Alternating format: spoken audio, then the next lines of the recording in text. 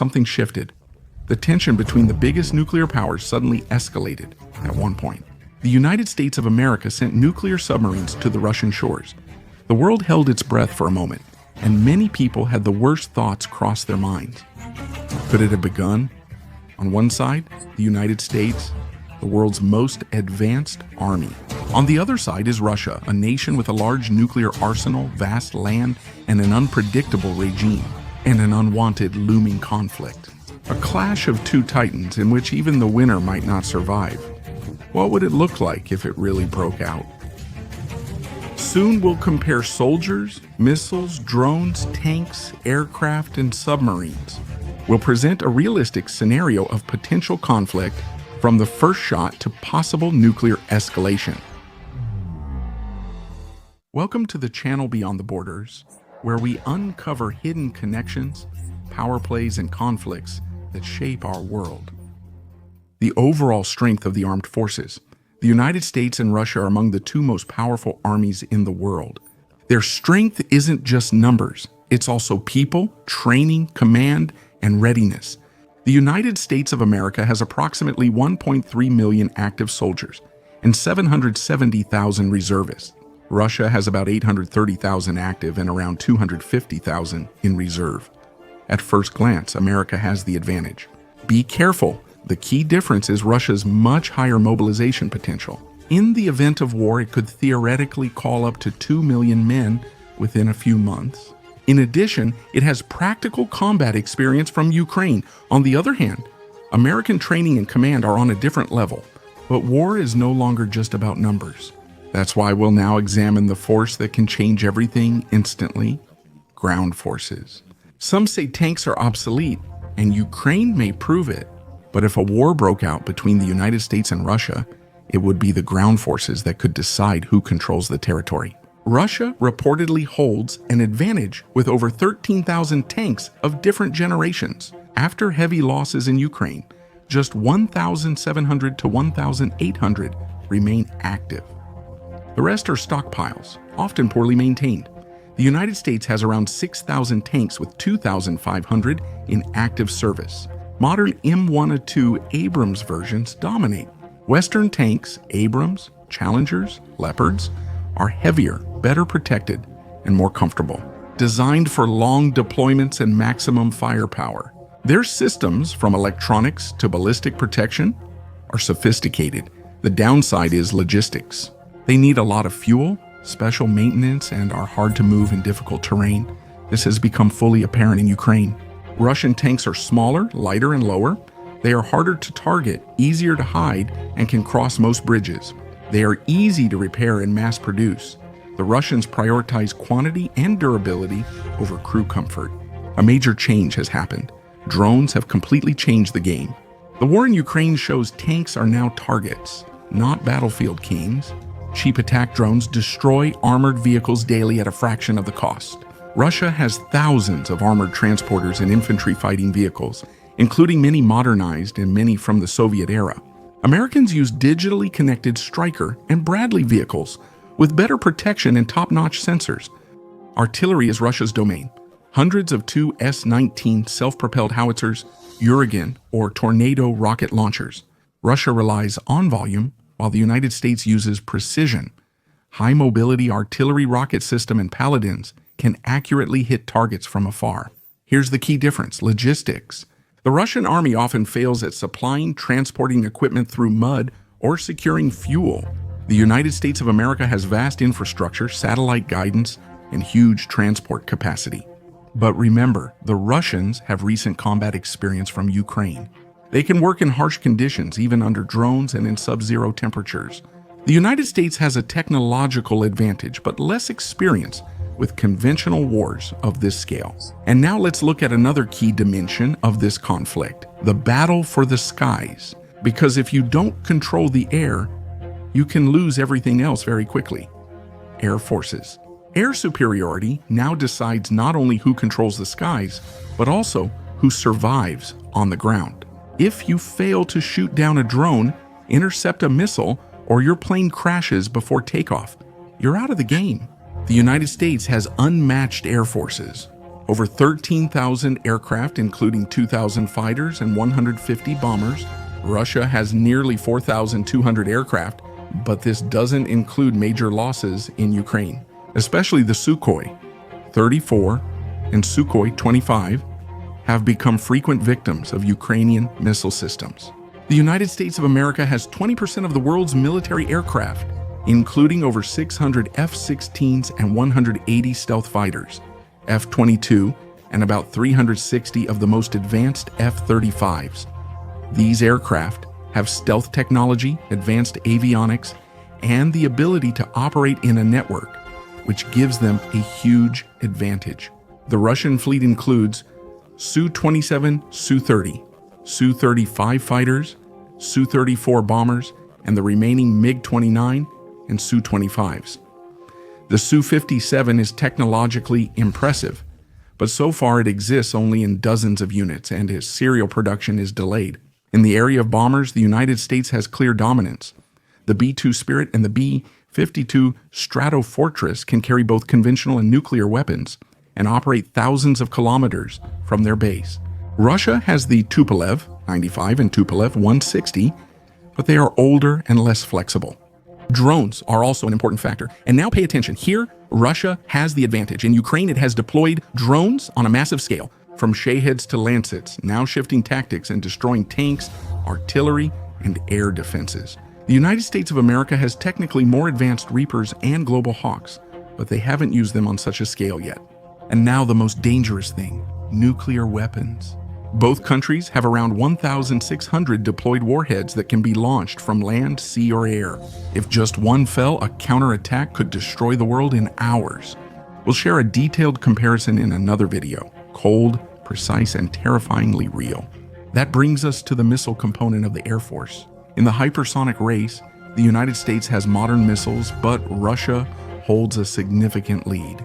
Russia has already deployed several types of hypersonic weapons, such as the Kinjal, which can reach speeds of up to Mach 10. Although it's a modified Iskander without full maneuverability, it's still a serious threat due to its speed, irregular trajectory, and difficult detection. The United States is still testing its own systems, but according to available data, Russia is in the lead. In the event of a conflict, hypersonic missiles could strike critical infrastructure before conventional defense systems would have time to respond. We're not done yet. If you like this video, give it a thumbs up. It'll help it reach more people. And if you want to support my work, you can do so with a small contribution through Thanks. Thank you. Let's keep going. Naval forces. If the conflict moved to the oceans, it would look like an uneven fight. It's not about ship numbers, but strength and projection capability. China may have the biggest fleet, but the United States has the world's most powerful and global fleet. They have 11 nuclear aircraft carriers, each holding 70-plus aircraft and able to operate for months without refueling. 2 more Gerald R. Ford-class carriers will be added soon, while Russia has just 1 aircraft carrier. Admiral Kuznetsov, with repairs halted, needs major maintenance and would be more a target than a threat in conflict. Not everything happens on the surface. What happens underwater matters too. The United States has 14 Ohio-class strategic nuclear submarines. Trident missiles can be launched from the depths of the ocean without warning. It also has around 50 Virginia and Los Angeles-class attack submarines. Russia has 11 strategic submarines, including modern Borei-class subs with Bulava missiles, and more than 20 attack submarines, including quiet diesel-electric types that are harder to detect along the coast. When it comes to surface ships, the United States has over 80 large combat units, including Arleigh Burke-class destroyers and Ticonderoga-class cruisers. Each one carries the Aegis system, tracks hundreds of targets, and can both defend and attack with Tomahawk cruise missiles. Russian surface forces are smaller. The cruiser Pyotr Veliky, Admiral Gorshkov-class frigates. They have limited range, technical issues, and poor logistics outside their area. Many ships require servicing in vulnerable ports. And now something terrifying. The Russians already have prototypes of Poseidon underwater drones with nuclear warheads. They can silently cross oceans and destroy coastlines. And the United States has nothing similar in service. Overall, The picture is clear. If the war were decided at sea, the United States could close the oceans. Their fleet is global, interconnected, resupplied during voyages, supported by satellites, drones, and air defense. Russia can strike hard from the depths, but it wouldn't last long. And if the conflict moves underwater, it will be a game of silence, signals, and missiles from the darkness. In the next chapter, we'll show what it might look like if these two armies collided. A war scenario. How a conflict between the United States and Russia could actually break out. The first blow wouldn't come from the sky. There wouldn't be an explosion. Entire cities would just go silent. Airports, radars, and logistics centers would all shut down. A cyber attack would strike first, unseen and highly effective. Meanwhile, two dangerous machines would begin moving. American OHIO-class nuclear submarines, lurking off the coast of Russia, would open their hatches, not as an attack, but to show determination, a clear deterrent signal to make the Kremlin back down. The Russian response would be swift. At night, President Putin would call an emergency staff meeting. Missiles would be activated. Iskander missiles and Tupolev 160 bombers would make Kaliningrad a showcase for nuclear deterrence. And then would come the chilling moment. Several mobile launchers, hypersonic Kinzhal, and avant-garde missiles would disappear from the radar. Where are they? No one has any idea, and that's the worst possible scenario. The United States would respond by deploying a fleet in the North Sea and the Baltic. Aircraft carriers Gerald R. Ford and United States ship Eisenhower would take up warning positions. North American Aerospace Defense Command would be activated, monitoring every inch of airspace over North America. A key moment would occur in Eastern Europe. American NATO troops would evacuate civilians from the Baltics and Poland. The first mechanized units would head toward the Suwałki Corridor, the narrowest and most vulnerable point between NATO and Russia. Russian media would launch massive propaganda about an attack on Mother Russia, Western aggression, and the need to defend brotherly nations. Russian sabotage units would already be active in the Baltics, Poland, and possibly Germany. Now, war is just hours away, and now we have to ask ourselves, if the first conventional strike happens, what will the fighting look like? How could it all begin? A realistic scenario of a United States of America versus Russia war. The United States has confirmed deploying two Ohio-class nuclear submarines off the Russian coast, one near Murmansk, the other near Kamchatka. Their route is secret, but this is the strongest underwater signal from the United States in peacetime. The Kremlin calls it a provocation. On Russian state television, words like aggression, intimidation, and nuclear blackmail are being used. Putin is calling a Security Council meeting, and Russian nuclear forces are on alert. New Tupolev 160s are taking to the air. Missile units near Orenburg and Tula are being activated. Then a shock. Not a strike from the east, but an attack from the west. NATO secretly intercepts that tactical nuclear weapons have been moved to Kaliningrad. That's a red line. After talks, the United States of America launches a preemptive strike. It's not a nuclear attack, but a lightning strike on Kaliningrad's command and air defense systems. F-35S Tomahawks and stealth drones are deployed. It's a surprise. Some strikes are coming from inside, from microbases that Western agencies placed months in advance. Kaliningrad's air defense is quickly paralyzed. The Russian command is shocked. A conventional retaliatory strike is coming. Iskander missiles hit NATO bases in Poland and Lithuania. Russian Sukhoi 35Zs try to gain air superiority over the Baltic, but they encounter dense Patriot and Aegis defenses. They attempt air superiority over the Baltic, but face strong Patriot and infrared imaging system tail thrust vector-controlled defenses. They move into Poland and Romania. Aircraft carriers Gerald R. Ford and United States ship Eisenhower are moving to the Norwegian Sea and Mediterranean. American satellites enter military mode, global positioning system launch detection, and target sharing. Now pay attention. This is where 21st century warfare emerges, as drones replace tanks. Russian Lancets and Shaheds are massively destroying targets on the front. Moscow has the advantage. Hundreds of thousands of drones are fighting openly. In Ukraine, the West has the technology, but lags behind in numbers, tactics, and experience.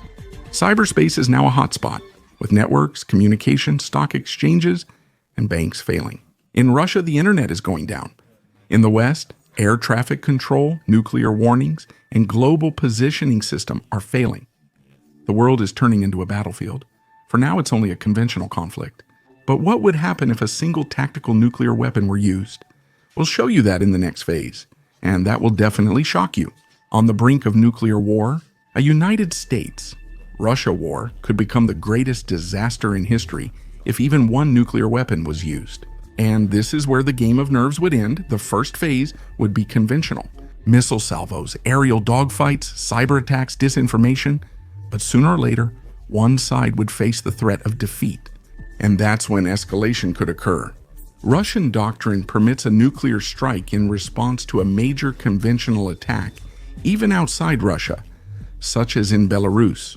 The first sign would be tactical warheads deployed at the border, a 1050 kiloton yield designed for attacks on NATO forces, airports, or logistics. If an order to launch was given, it could happen quickly and without warning.